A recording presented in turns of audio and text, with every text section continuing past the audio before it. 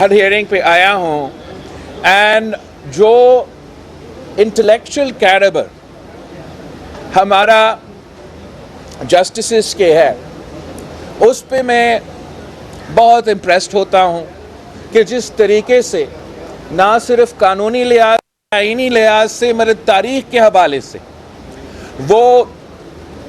सारे जो फैक्ट्स, जो फिगर्स, जो पॉइंट्स हैं ऐसे हैं जैसे there on the tips of their fingers. और साथ साथ इस बात की भी बहुत खुशी मुझे महसूस होता है कि ये जो केस सुना जा रहा है, पाकिस्तान की तारीख में जो पहला खातून सुप्रीम कोर्ट की जस्टिस है वो भी इस केस में मौजूद है। तो आप देखिए कि तारीख कितना एक खूबसूरती के साथ आगे बढ़ता है कि जो लड़ाई, जो जिद्दोजहद शहीद मोहतरमा बेनज़ीर भुट्टो ने की, फिर सदर ज़रदारी ने की, यहाँ कभी बेगम नुसरत भुट्टो की केस का कोट किया जाता है। तो जिद्दोजहद जो है वो एक दिन पे मुकम्मल नहीं होता, ये मुसलसल करना पड़ता है और अल्लाह ताला पे भरोसा करना चाहिए कि इंशाअल्लाह ताला ज़रूर इंसाफ किया जाएगा। एक मिनट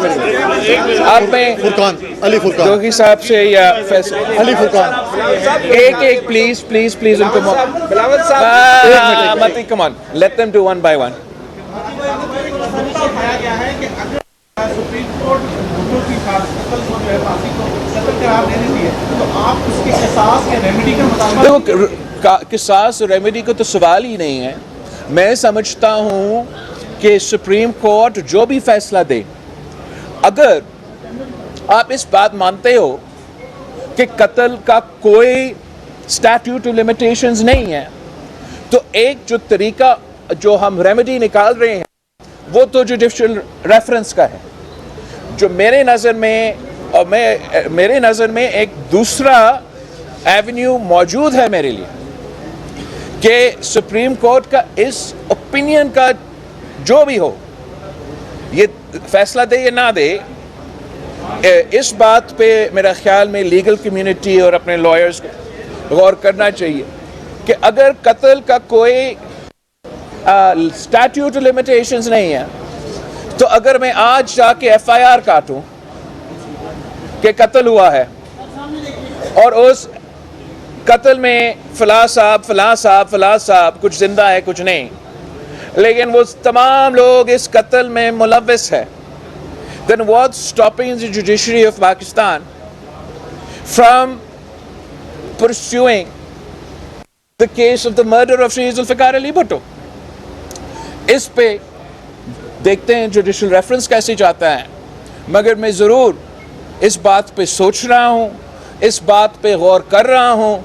कि अगर आप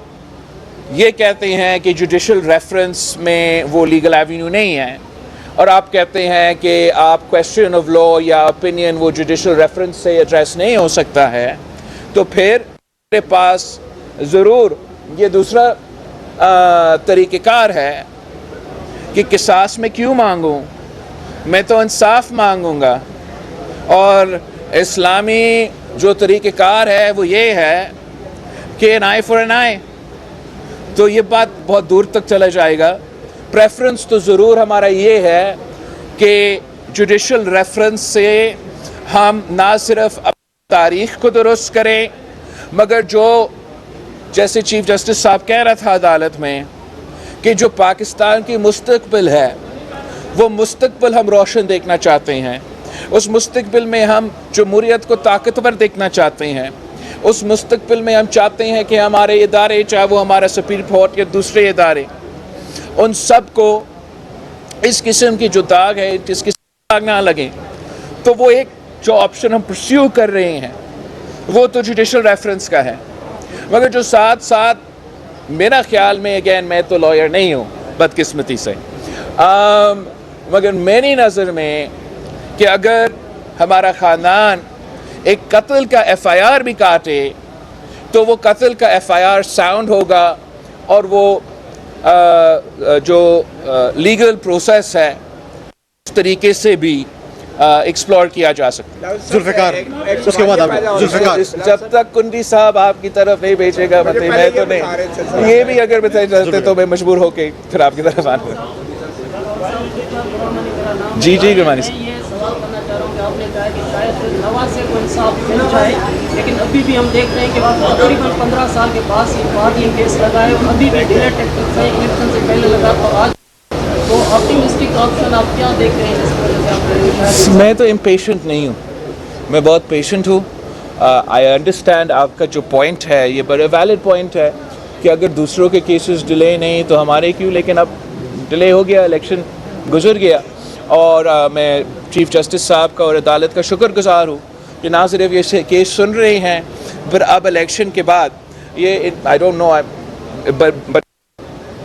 one of the first cases, if not the first case, one of the first cases is this case they're listening to. تو اتنا آپ کو سپیس دینا چاہیے. متہولہ صاحب چھوٹے صاحب بلاول صاحب, بات یہ ہے کہ ذوالفقار علی بھٹو شہید کی اتنی بڑی قربانی کے بعد آج تو ملک میں جمہوریت ہونی چاہیے تھی, مگر آج بھی آپ سمیت تمام سیاستدان اسی اسٹیبلشمنٹ کے ساتھ سمجھوتے کرتے ہیں حکومت میں آنے کے لیے. تو متی اللہ جان صاحب آپ کا کیا ثبوت ہے کہ میں اسٹیبلش شامل کیا ہے؟ آپ نے انٹرنیشنل میڈیا پہ اور national media, excuse me let me make my point, آپ نے نیشنل میڈیا پہ اور انٹرنیشنل میڈیا پہ ایک ثبوت دیے بغیر یہ الزام مجھ پہ لگایا کہ میں سودا کر رہا ہوں. تو اب عدالت میں ہم کھڑے ہیں, اگر آپ کے پاس ثبوت نہیں ہے تو وہ بتائیں, اگر ثبوت ہے تو مجھے بتائے کہ کون سا ثبوت ہے کہ میں سودا کر رہا ہوں. عدم اعتماد کی تحریک یار آپ عدم اعتماد کی تحریک کا کیا ثبوت ہے؟ خود مان رہے ہیں سر کہ ادھر آپ سوال ملاقاتیں کرتے رہے, آپ سب لوگ That's not ثبوت پھر میں نے کسی چیز پہ سودا کیا ہے. I am sorry. نہیں آپ نے مجھے نہیں متی, ایسے ہی نہیں چلتا, ایسے ہی نہیں چلتا. جب آپ جرنلزم کرتے ہو تو آپ کو جرنلزم کے بھی اصولوں کو پہ کھڑے ہونا چاہیے. اگر کوئی مولانا یا کوئی اور کوئی بات کرتا ہے تو آپ ان سے پوچھیں. میرے اوپر الزام لگانے سے پہلے آپ وہ ثبوت پیش کریں کہ اگر میرا ملاقات ہوا بھی صحیح تو کیا اس ملاقات میں جمہوریت اور آئین کا بات کر رہا تھا یا میں اپنے آپ کا بات کر رہا تھا. جب سر وہ آپ کے اوپر ہے یا میرے اوپر ہے, وہ دوسرا سوال ہے نا, بس نہیں بنتا ہے. تو آپ اگر یہ الزام لگا رہے ہو تو آپ بڑے مہربانی ثبوت لے کر آئیں, ورنہ آپ سے یہ امید نہیں تھا کہ آپ بغیر کسی ثبوت کے ساتھ میرے اوپر کوئی الزام لگا. تھینک یو متی. میرا نام مدثر حسین ہے, میں خیبر ٹی وی سے ہوں. کویشچن آپ سے یہ ہے, while you are campaigning آپ مسلسل نون لیگ کے خلاف بول رہے تھے, بٹ ناؤ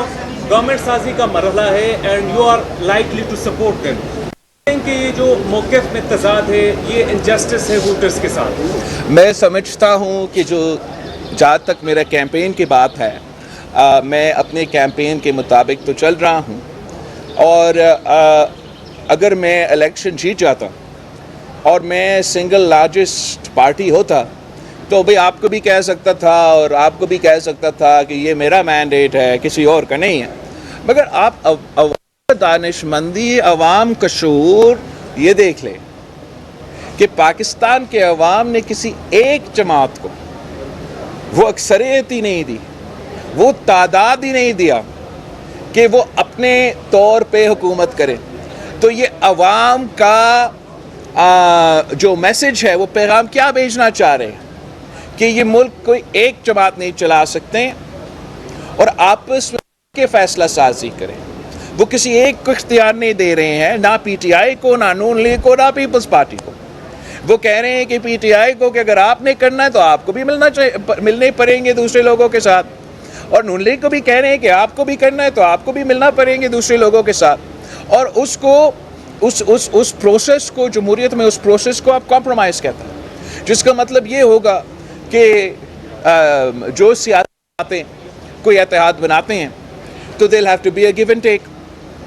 کسی کا 1-2 پوائنٹس مانے جائیں گے, کسی اور کا 2-3 پوائنٹس مانے جائیں گے. اور آپ جو اس کو جمہوریت کی کمی میں یا میرا کسی کمی میں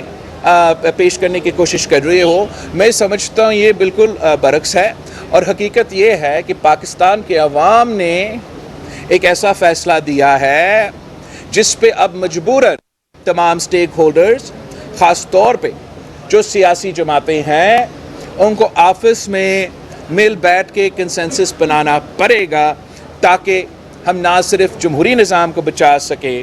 اپنا پارلیمانی نظام کو بچا سکے، اپنا وفاق کو بچا سکے، اپنا معیشت کو بچا سکے، مگر جو واحد طریقہ ہے اس پورا کشمکش میں، اس پورا